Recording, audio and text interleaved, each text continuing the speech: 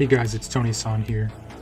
We're going to be doing part 3 of the series that I've been doing on HTB Academy live demos. We're going to be in the same section, Windows event logs and finding evil. Today we are doing tapping into ETW, or event tracing for Windows. This one only has one question and it's pretty straightforward. However, there are some issues that you may run into. Regardless, people ask me for more of these videos, so I'm making more. So let's start following this process. We will start by remoting into the machine. They gave you this command. Your only difference will be your target IP. Make sure you put yes, and that will take a second to load. Now we'll full screen it while we wait.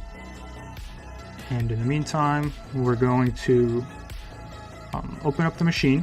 We're going to launch Process Hacker. We're going to find the process ID of spool service. We are then going to run the psget system command. Before we run it, we're going to start Silk though, so we can capture it in the log file, and we will analyze it and make sure it's properly showing.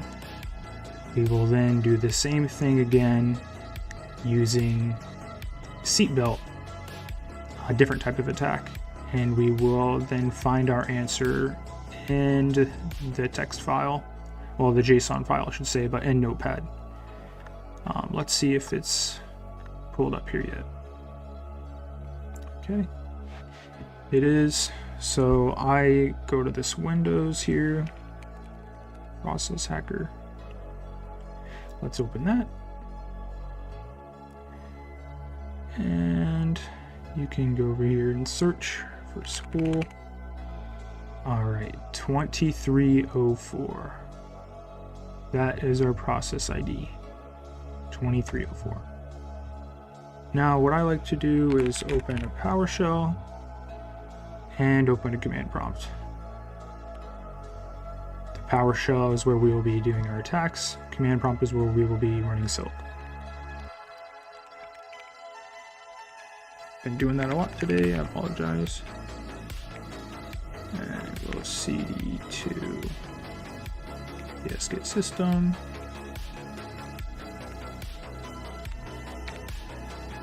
Apologies here. Okay, I thought that was it. EP bypass is just execution policy. It's a shorthand. Very helpful to learn those. Import -module. You can see my system's pretty slow here, so please bear with me. It's imported. Over here, we'll go to Silk. Really slow over here.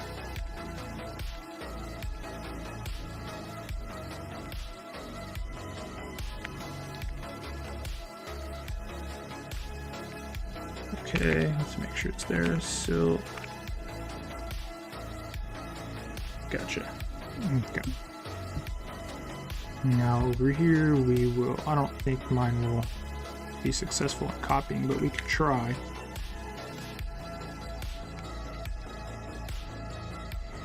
Okay, and we got to recall our process ID is 2314, so, or 2304, my apologies. So let's make sure we remove this section. 2304. That parentheses, that comma is still there. Okay, now before we run this command, let's pull up the command for Silk, which is this part. And let's see if this one works for me too. Oh, does it want to work? Does it want to work?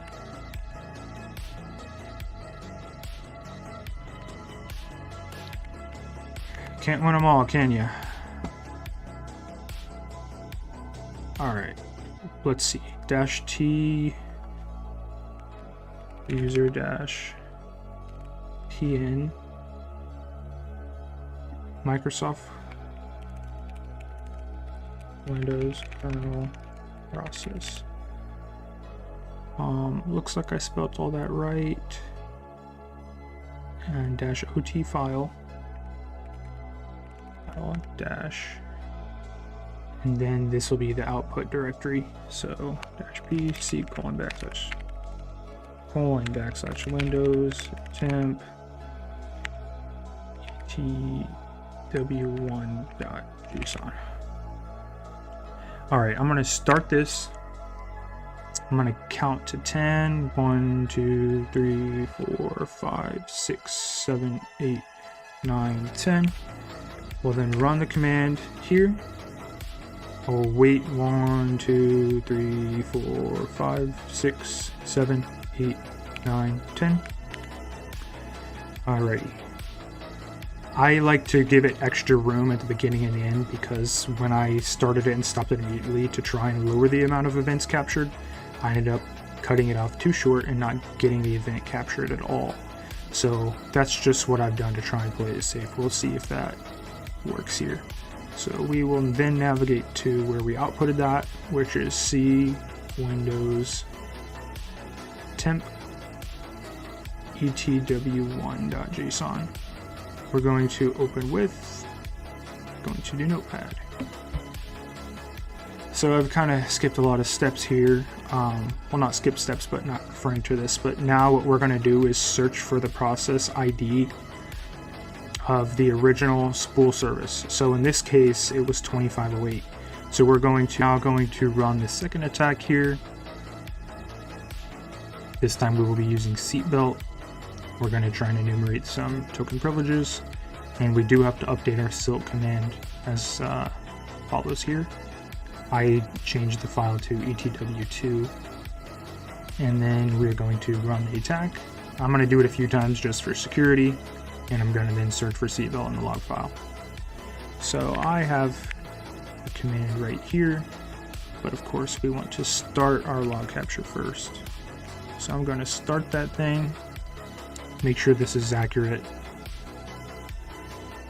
It's started. I'm going to then run the attack over here 3 times. I'm doing that just to ensure that it's popping up and it gets loaded in here. Okay, I stopped the log collector. We will then come in here and we will open a log file. We're going to search for seatbelt. It kept word wrap enabled. We can go some Control F action. Seatbelt's already populated in there for me. We'll start searching for seatbelt.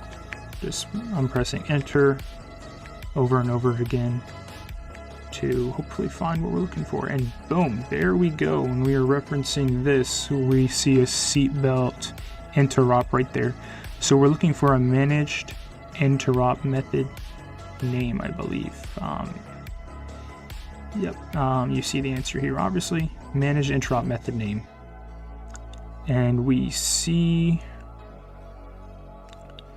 method name.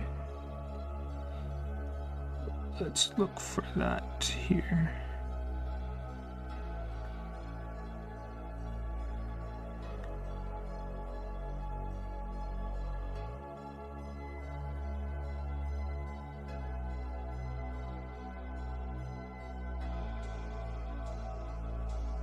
Get token information. There we go. Let's see if it'll highlight for me. Right here is where we found it. Because we ran it a few times, you have to do some more digging. But this is what the answer is, and that is how you find it. So some troubles you may run into. I run the attack a few times. You don't have to. That's just to make sure that it pops up. When you're running silk, make sure you start the capture and give some empty time on the front end, and that's just always the best practice. Same thing with recording or just anything. You want to have some quote-unquote blank space at the beginning and the end. When you're in Process Hacker, when you have spool service searched here, you might not see it refresh. I will click the refresh button over and over and it doesn't. I have to undo the search. You can then search for it again, or you can just come find it in here. It should stand out because spool service will be a managed service and it'll have command.exe in there. Also, make sure you're not copying my process ID. You need to come in here and see what your process ID is. It could be different. And double check that what you're seeing in the logs is accurate. So yep, that was an easy one. Hope you guys enjoyed, and I will be making more videos again soon. Cheers.